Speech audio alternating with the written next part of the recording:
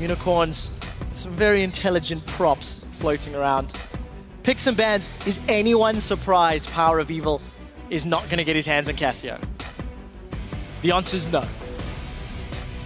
Maokai is also banned away from Otoamne. I think that's another no-brainer. To see if they adapt to this one. H2K, they have had some trouble adapting to this patch. Most of the teams in Europe have not had the difficulty that they have. No, definitely not. And it doesn't bode well for any playoff scenarios. I believe playoffs will be on next patch 5.6, but it confirmed that closer to the time. The thing that I want to know is, what do these guys now run? With Maokai off the table, Otoamne has defaulted to Na in the past, and it's not been as effective. With Lulu off the table, with a couple of the other sort of top lane is still there, Lissandra is still available. She's fallen way out of favor in recent weeks. Last 2 weeks at least. But a slow banning phase from these teams. Yeah, they decide to take away Hecarim. And now Unicorns do ban the Gnar, so they actually don't want to let Otoamne play it. That is curious. That is interesting. And I can't think why. If Unicorns do not want to play a kite comp, okay, fine, because then you can't really run away from that Mega Gnar as easily. Alternatively, this could also be testing the depths of Otoamne's champion pool. Knowing Lulu's off the table, he's played in the past, Na's gone, Maokai's gone, Hecarim's gone. How far down does Otoamne's champion pool go? Stress was touching on the analyst desk how this was a guy that used to innovate. Yesterday, H2K first picked Annie. Against Fnatic, it did not work. And I'm happy to see them adjusting, I'm happy to see them moving away from that. But in Italy, over a Rek'Sai, over a Sejuani, who are both up and available, mostly to deny from Kickers. Kickers in Italy yesterday was also pretty good, and it has been good in the past. Yeah, and Italy had a hiatus when 5.5 dropped in the LCS for just about that week, and then people start coming around back to it. There's still tons of jungle options, but it's kind of tried and true at this point. Never thought I'd say that. Yeah, definitely the case. It is a standard jungler on the 5.5 patch. Safe lock-ins for the Unicorns, keeping their solo lanes together. You know, VODS and Hylissang have gone from sort of below average duo to solid performance. At the beginning of the split, there was a lot of people sort of looking at those two sort of thinking they're the weak links in the Unicorns of Love. And there was a few games where it actually was the case. But as the split has gone on, I don't feel like they are, you know, sort of bottom 3, bottom 4 duo. And locking that in also allows Unicorns of Love's primary carries of Vizichachi, Kikis, and Power of Evil to look for some more picks going down the line. So we'll see what they prioritize. Unfortunately, nothing revealed from H2K. Yeah, and over on H2K's side, with the AD carry and support being locked in, Hjarnan, with the addition of Kasing, went from a good AD carry to a veritable hard carry for this team. It added another deep threat to the H2K squad, and that is still very, very daunting to take on as much as VODS and Hylissang have improved. I'm curious to see if they go for the standard lanes, and hey, we got another Yorick. How about that? So the question is, what carry did they put in the middle lane to work with the Yorick? Yorick as a champion works best when he can put the Omen of Death onto a sort of hyper carry. I don't necessarily feel Graves is the best option. They ran Caitlyn with it last week when they played Fnatic. Cassio's banned off the table. Power of Evil could run Syndra, but that doesn't really work particularly well with Yorick's Omen of Death. So what carry do they put in the middle lane to keep dishing out damage from beyond the grave? Otoamne's played Mega Tanks before. He was actually the first person to play Sion in the top lane. Lost with it, in fact. Way back, though, too. They definitely had some coordination troubles. I think this time that's long gone. I would think this would be a smart lock-in for him. And the LeBlanc for Ryu would also be fairly strong if they do decide to go with it, and they do. So the thing that I like about H2K's comp is the fact that they do have a lot of mobility. They've got good teamfight presence. They've got good CC. They can do a lot of things, basically. The only thing that's a little interesting is how well they're going to handle themselves in terms of the Yorick, the Grave, the Nunu. How do they get past all of that sort of disengage? Yorick is such a pain in the butt. And with Sion charging down the middle lane, he's going to have all the support from Sivir. Can they manage to catch Unicorns off guard? Because they've got a very strong teamfight composition. Yeah, if they can get the chase on, there is not too much Unicorns can do if they get caught out, but I want to see what they do take for this last pick. Curious with the Yorick, with the Cassiopeia not available, as you mentioned, they'll have to come up with something else that can spam just as much if they want to make full use of that ultimate. Wasn't sold on the Cho'Gath yesterday. I think it's got to be Syndra. There we go. I really don't know about this. I think with the right positioning, Syndra has multiple targets. Yes, can pop Nidalee, can pop LeBlanc, even Sivir in some scenarios. The only thing that I don't like is the synergy with Yorick. Because again, you want to have something that can get a ton of spells off, a ton of auto attacks, a lot of damage in a short space of time. If Power of Evil has already used his full complement of spells and then gets hit by Omen of Death, not massive. You can put a couple extra spears on the board. Yes, of course, you can always ult the Graves, but it's not a hyper carry. Graves is just going to get a couple auto attacks. It takes him a long time before he can get to quote-unquote hyper carry status, but he's not. It's not his primary role. So we'll see. This could just be a comfort pick with all of the top lane bans, with all of the focus in that lane and removing those champions. Chachi could also be pushed down his own tier list of champions. So we'll see how this plays out. I actually prefer H2K's team composition from picks and bans. Chachi's tier list is something I would definitely like to see. I'm not sure if I would be able to decipher it, but I would definitely like to see it. Well, luckily, it's just champions, so yeah, shouldn't be too difficult to decipher. Oh, I don't know, man. I'm just taking a look how many champions he's played. 1, 2, 3, 4, 5, so 9 champions this split. Yeah? All right, okay, so maybe it's not that bad. All right, now we're loading up onto the Rift. You guys know what to do. Go ahead and tweet us at LOL Esports with the hashtags H2K win or UOL win. Who do you think's going to win today? The crowd? Well, they're certainly cheering up. A lot of hearts for the Unicorns of Love. See if it's them or H2K as we take to the Rift. And you know what this makes me think?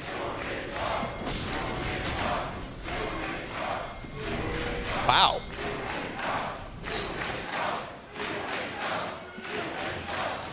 I cannot wait to hear the Unicorns army do battle with the TSM army one day. Well, they did once. But the question, well, times were different. It's true. It's been a while since I am San Jose. Even since then, Unicorns have grown. The thought that I was talking about now, or thinking, as you mentioned, the tier lists and how far down Odawamne and Chachi have to go. With 5.5, the top lane has sort of changed. If you don't get your hands on Maokai, which is probably God tier, where else do you go from there? We've not seen Rumble. We've not seen Lissandra. We're not seeing carries. Yes, there's been talk of sort of Cho'Gath top, and we're seeing some funny business in other regions, but Yorick and Sion, they're definitely not what you could consider sort of high priority picks. Very situational. And that's the thing. These are two teams, especially Unicorns of Love, that really love to play things that can throw people off. But after a while, you start to realize what they're going for, and we'll see if it's enough to maybe keep H2K in the dark. They're not playing for as much. They've already secured that 3rd seed. However, they still want to make sure that they can face down these Unicorns, because they may face them again. 3v6, maybe eventually, depending on how playoff bracket works out, because the semi-finalists, they would be on opposite ends of the bracket. We need to topple either Fnatic or SK and meet in the final. So yeah, definitely a possibility.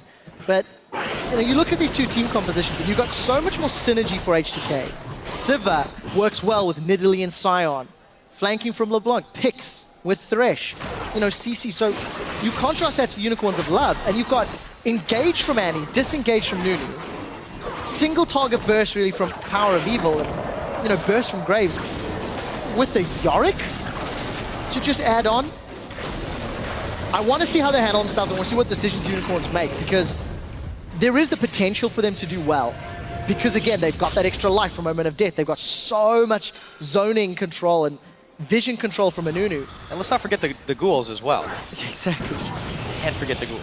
Cannot. There it is. There's one. Angry. Chasing Kasing. Angry, smelly, and stinky. Mm-hmm. That's, no, angry, smelly, and hungry. Hungry. Omen of Famine, the E, of course. Giving you some lifesteal back. Lane swap scenario.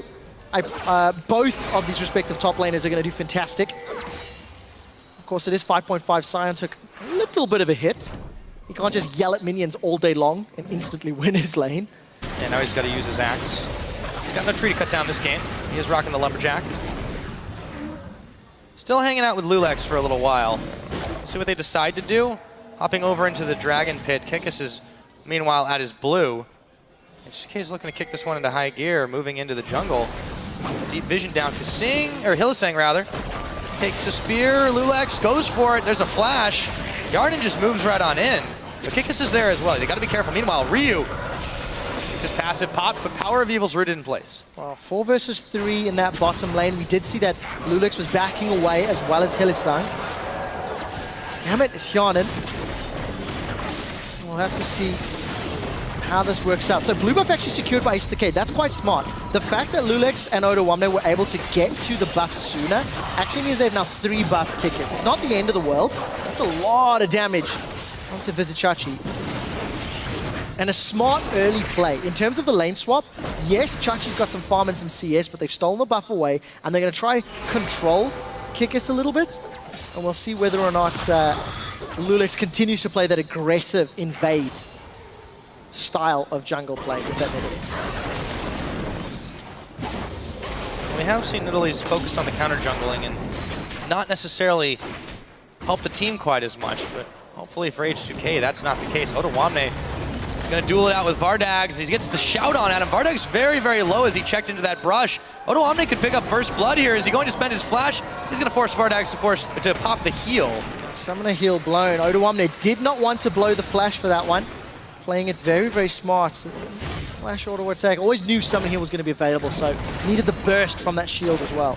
Yeah, but it's not every day that you see the top laner bullying the AD carry in a 1v1 situation, especially melee range. To be fair, Vardags ran straight into that decimating smash. So, chasing a Sion into a bush out of vision, there's always going to be the possibility of that stun. But yes, you are right. It's not a standard that you see from those lane swaps. But of course, with Odoamne going up top after that early pressure, he's getting closer to the CS numbers of Vizichachi. We'll see whether or not Vardags is going to swap with Vizichachi or not, or continue to play the AD carry versus top lane battle. Lulex, meanwhile, looking for the middle. Power of Evil could be in his sights, who flashes immediately. Dodges out the spear. Sing waiting, but he's in a warded brush. Vizichachi's low on mana as well, so all of the sustain and safe farming from those ghouls is going to be mitigated. Mega's pushing towards him. H2K got the numbers. Whoops. Not sure where that hook was going. No, nor do I. It was a predictive hook, just predicted incorrectly. Yeah. Still enough to scare him. And Lulex is on this dragon all by his lonesome. He has enough sustain to take this one out. He's not getting any help just yet. And this is all systemic from the lane swap because of the fact that the numbers advantage with the H2K and it was against the Nunu is actually very, very smart. Lulex. Not sure if he can do this. Yeah, he needs some help from Kasing. There's the lantern. He's got the shield. He's got the smite. Little close, but we'll let it slide. 6-minute dragon. Level like to live 4. dangerously on H2K. Exactly. At the end of the day, H2K have secured their 3rd place seed. So not much to lose in that situation. There's nothing to lose, there's nothing to gain. We know they'll be playing Copenhagen Wolves in the playoff quarterfinal. So that's going to be a big weight off of H2K's shoulders. And for this game, it's just about confidence. It's about following the basics, making sure you end with a bang, really.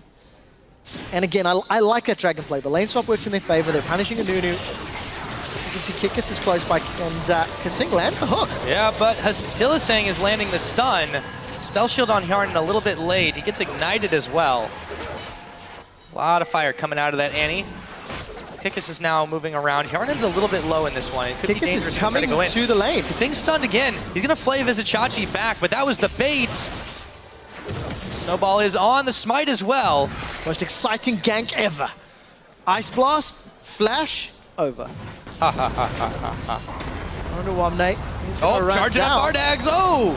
He dodges, but Lulex is also there. And the decimating smash. That's first blood after Lulex pounces on him. Well, nicely secured by H2K. Easy, secure kill in the top lane there. Odoamne and Lulex making it count. Vardags very overextended despite the ward in the river. It simply wasn't enough. And we're going to see the top laners go head-to-head immediately after. Already, Magus Enchantment completed for Lulex, so that's quite an important pickup. Especially if he continues to play aggressive. Remember, it was first blue buff, looking for a tower dive.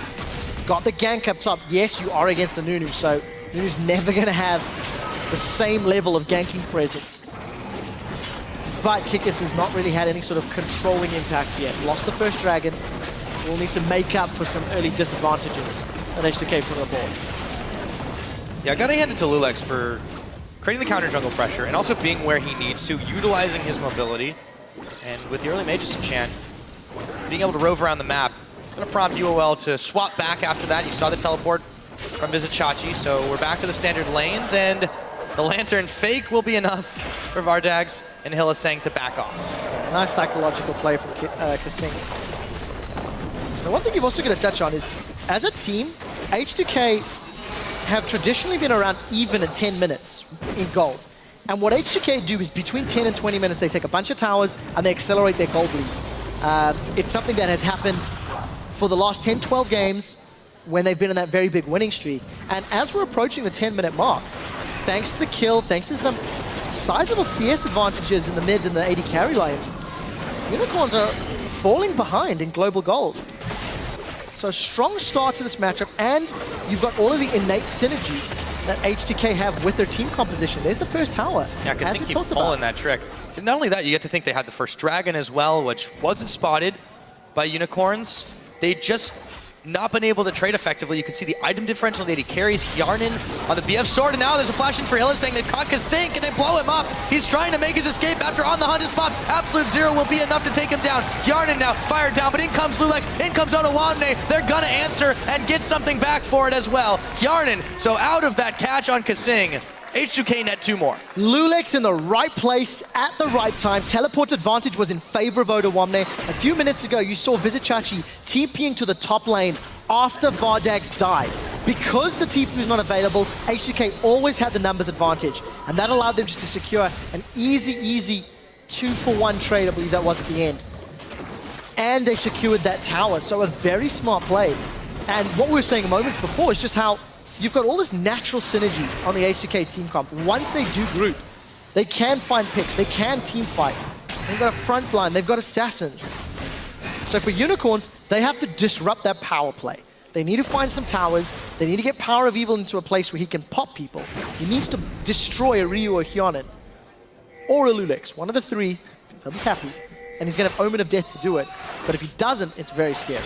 Yeah, so far they've only managed to get that kill onto Kasing, and you mentioned at the beginning, you weren't sold on Unicorns picks, and right now I can see just why. Power of Evil taking some damage from Ryu, Kasing roving around now, just keeping them on their toes.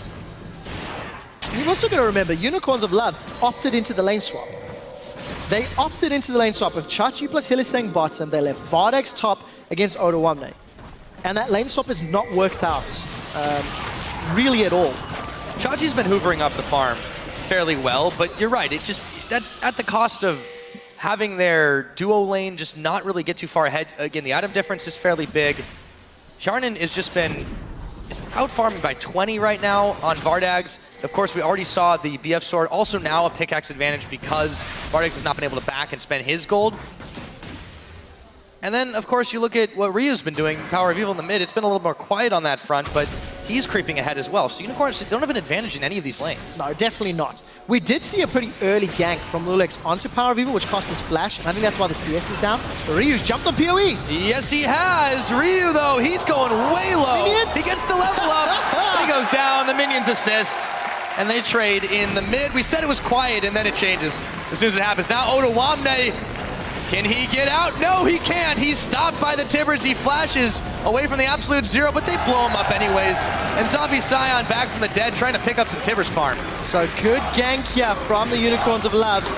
Cheapy loving the chance, not as happy with the play, I feel. H2K got a tower for that.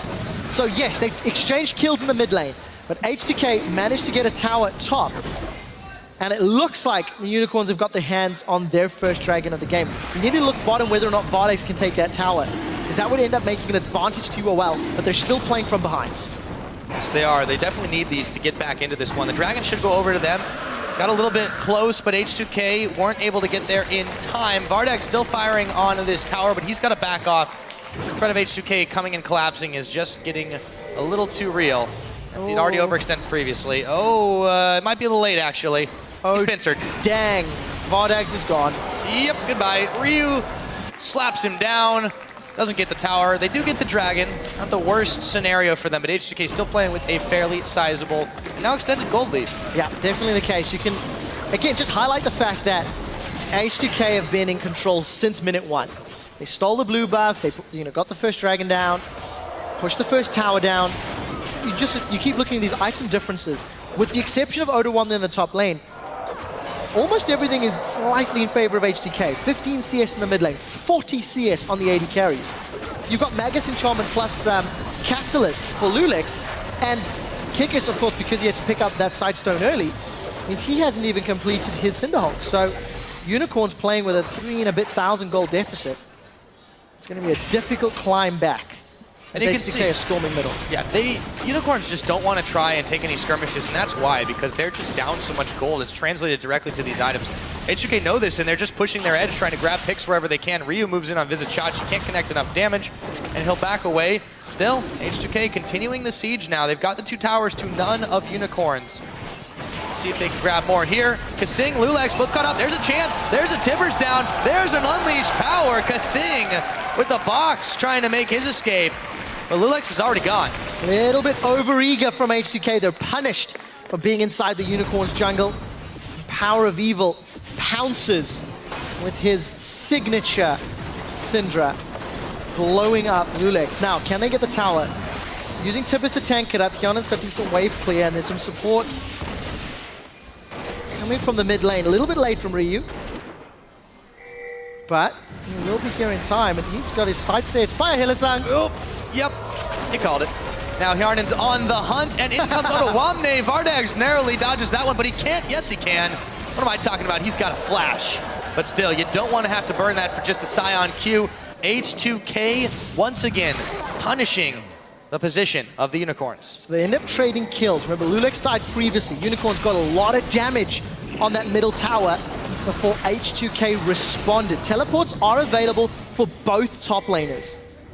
And H2K are continuing to set the siege up. They've got the 2 other outer towers, and they've not lost a single tower yet. So that gold lead, obviously in favor of H2K, thanks to those objectives. Yeah, still about 3,000 for themselves. A little bit of change on top of that one. You can see the vision now. For the Unicorns, it wasn't enough. As Power of Evil gets jumped on, can he return enough damage on a Lulex? No! As O2 takes him down. And even as it happens, you see that fan vote. The Unicorns fans, they're definitely the loudest. Oh, that is for sure, but volume does not help you win games, I'm afraid. H2K. Oh, Shachi, he's caught! And he is going down. Hjarnan will manage to pick him up. This siege now, H2K, 4 members strong, looking to push this one in. They've now grabbed all the outer turrets as it goes down after a long, long time for H2K, keeping on that one. Persevere. Ryu now pushing a wave in the bottom. There's no response from Unicorns. Yeah, but look at the response from H2K. They're clearing through the jungle. They know they've got the numbers advantage, and they can start sieging up this next tower. 16 minutes on the clock. H2K are knocking on the 4th tower of the game. Oh, Ryu's Hillisang! Yes, he is just barely going to eke that one out. Ryu got out in time before anything serious happened to him as well. Close call for Hillisang. Oh man, meanwhile back in mid, Hjarnan's making this tower hurt too, but he's got to be careful. There's a few Unicorns collapsing on him. We'll see what they can do. Such a difficult position for the Unicorns to be in. They are just falling so far behind. And yes, they do actually have some pretty strong disengage from the Nunu. The problem is it's not complemented with a Janna or a Lulu or a Nami even from the support role. So Hillisang needs to stun Ryu or Hjarnan directly up front in order to win a team fight. Item differences again. 60 CS difference between Hjarnan and VODS. We touched on this 2v2 and how... It's massive. You see, Ayaj is already done. Yeah. And we just the 3 pieces. Oh, uh-oh. Hillisang. Oh, that was a good stun. But we touched on this in picks and bans, how VODS and Hillisang got bullied yesterday. And even though they weren't in a straight up 2v2, they're being pushed around today. Not a good start for this duo lane. Not only, going back to the items, not only is it just been VODS and Hillisang having a rough time of it in general, but against this duo, you can see the average blade picked up. As long as that's sat on for Hjarnan, he's just going to get a little bit more ahead in the gold as long as they don't even need the extra stats to really change it out. They're going to be just fine in this, and 202 is not a terrible score for Sivir, but Ryu's in some trouble as PoE is able to pick him up. Grab both LeBlancs on that one. So this is the scary thing, right? Because of the power that Power of Evil has, when he can assassinate somebody, you've got effective gold of around 7,000 on Lulex, 7,000 on Ryu. Look at that gold difference. If Power of Evil can assassinate either a Lulex or a Ryu in a team fight, that gold difference is mitigated entirely. We did see collateral damage to wave clear, but Kasing and the rest, they got the tower down. He did. Kickus and Vardags licking their wounds back away. Meanwhile, Power of Evil still on the bottom side, but he's got to be careful. You can see H2K moving down. 5 seconds on this dragon. No one wants to get caught for this. He's going to throw the hook. He catches Kickus on the hunt for Yarden. Oh, they pull him in. The box is down. Vardags Kickus very low as Lulex gets the pickup. In comes the Scion, and Odawamne slaps into Vardags for the kill. Shachi flashing away, isolated from the team. He's going to go down here. Surely Lulex picks him up. Shachi comes back for a second try, but I don't think he's going to be able to do much. It's going to be a dragon over to H2K, it looks like. H2K are playing with something to prove. Kasing is landing death sentence after death sentence around these key objectives. 0-1-7 in contrast to his Annie yesterday that went 0-6-1. It is day and night. H2K are using teleport effectively. You're pushing objectives. They've got dragon control once more. And as we're approaching 20 minutes, that average gold lead that H2K generally have is being blown out the water. They are outclassing Unicorns in almost every decision. The only thing that's holding Unicorns together, even marginally, is Power of Evil Syndra. Because again, you've seen, even with just the Morellonomicon and those Sork shoes, he is still blowing H2K up. But importantly, it just seems that the rest of Unicorns, in particular the comp that they built, we're going back to this now, they're just not able to do whatever it is they wanted to do with it. We haven't really seen the Yorick become effective. We haven't really seen the Kickus become effective. We've definitely seen the Ryu become effective. Is it enough to take down Vardags? Just barely not. Oh, he wasn't in range to get the Ignite or opted not to use Ignite, but such great confident play from Ryu. You know, Ryu at the beginning of the split in LeBlanc didn't hit any of those combos. Ryu at the end of the split is now borderline game-changing. He's continually looking for Hilisan, looking for Vardags, looking for targets. And much like our previous matchup, where Corey was flanking and helped MYM win a game, if Ryu does a similar scenario with the Sivir speed up, I'm going to see some dead mythical creatures. Yes, indeed. I've already seen 11 of them. See how many more it gets to. Ryu is able to pick up that blue buff, clearing out some more vision in the Unicorn jungle. Chachi and crew there to defend. I don't know if they're going to be able to do it, though. Look at that. Unicorns of Love lose 62% of the games when they're behind in gold. It's all about the numbers. Despite the death sentence connecting, there's no minions to follow up with the tower dive, but such great play from H2K. They know they're in a power position. They've got a teleport to Odawamne. Keep in mind, Chachi's got his own, but H2K using the lead to simply push Unicorns away. Unicorns cannot defend their own towers. And using Ryu to intimidate. You saw how he just distorted in there and just walked at them. Able to start back, cost him absolutely nothing. H2K secure another tower, and they look to go up top. Yeah, look at that again. H2K pushing bottom, despite, actually not despite anything, knowing Odawamne had teleport. If action kicked off, they could get Scion to jump in there. Just because nothing did, it allows the members to rotate to the top half of the map, put some vision down. H2K have opted not to go for the tower because Ryu was shoving in the bottom lane, but the option was there. There is always a threat in multiple lanes when H2K is performing well, and this is very, very smart play that we did not see yesterday, or even last week when they lost to Elements. Yeah, I think you hit the nail on the head when you said they've got something to prove. Despite the fact that they've locked their spot, there have been a lot of doubts about H2K's ability on this patch in particular. Oof, the chains hit Tibbers. Yeah. Talk about a lifesaver there. But they are just playing so stupendous this time around. And to go into the playoffs on a high note, that is exactly the kind of confidence boost you want. Odawamne spends his ult to just get in range of the minions quicker. Odawamne is a lumberjack and it's okay. But I think you've got a great point. H2K do have something to prove. I, for one, I said earlier today in the analyst desk, I'm going to say it again, I may be jumping off the H2K hype train. I need to see more from them on 5.5 and 5.6 to relive or re-believe the hype. But you also can't deny their win-loss record, which I believe is 10-1 over the last 12 games. It's really, 11 games rather. Really, really very impressive. They need to carry that level of momentum. They need to carry this style of play into the quarterfinals. It's nearly 9,000 gold lead. H2K were baiting Baron, and it was Hylissang almost getting blown up that actually pulled H2K away. So Baron not on the table yet. Death cap completed for Power of Evil. There is still a possibility. Unicorns can blow up. Ryu, 9,000 gold he's worth. Lulix, 9,500. 10,000 for Hjarnin. If Power of Evil can find one of those guys, it is a fantastic opportunity to win the team fight. They can do that. That is the big question. They're down, though, 8,000 gold to H2K. A lot of that's in towers, a lot of that's in kills. There's another dragon in a minute and a half. H2K are not trying to allow Unicorns any openings here. VODS back at it in the top lane, but he's going to back away as he sees Vardags. Yeah, and you have to give praise to H2K's vision game. They're constantly denying any wards that Unicorns put in their own jungle.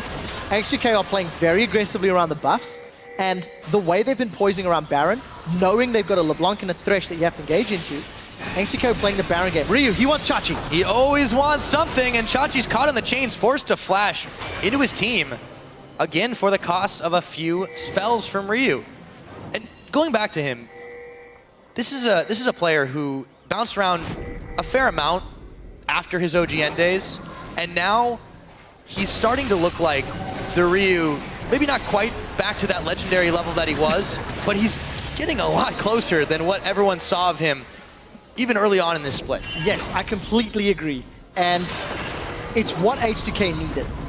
And we'll see. We do hear On the Hunt is down. VODS, he's found Hylissang. Into Hylissang he goes. The axe goes down, the hook comes out, and Hylissang is just locked up. Back to Fountain. Unicorns split up in the wrong directions. Again, the jungle is not their own. Unicorns are trying to gain some semblance of control, and H2K are disallowing it. The Baron bait took 3.5 minutes to eventually conclude, but H2K have always had their sights on these towers.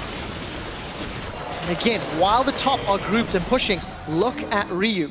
He's shoving out the middle lane. Look at that bottom wave. That one's already happening. Isn't Chachi getting caught again? He's flayed back in. They're going to walk into it. Kikis walks into the axe. And now Chachi holds himself as he comes back to life. But they've got to make it work here. Ryu has joined the fray.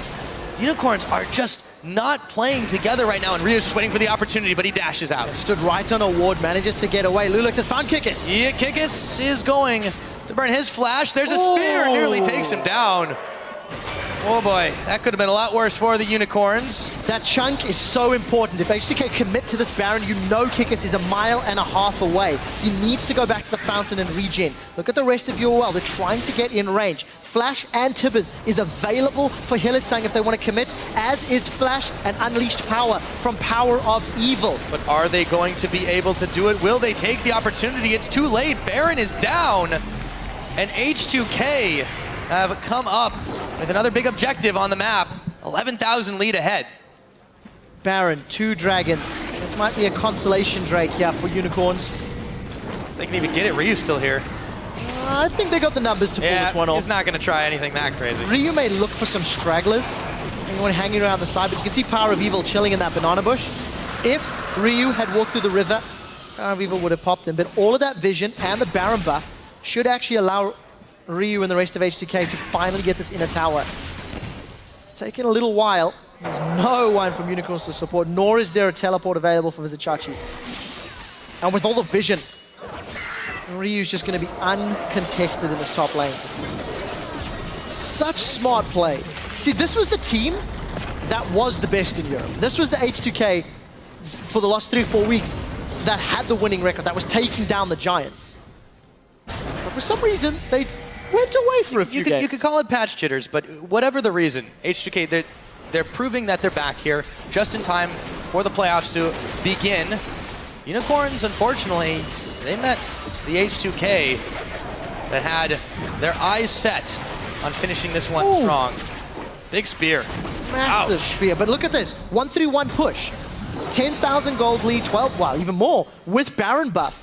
Ryu can assassinate basically anybody. You've got VODS, who's got their teleports available.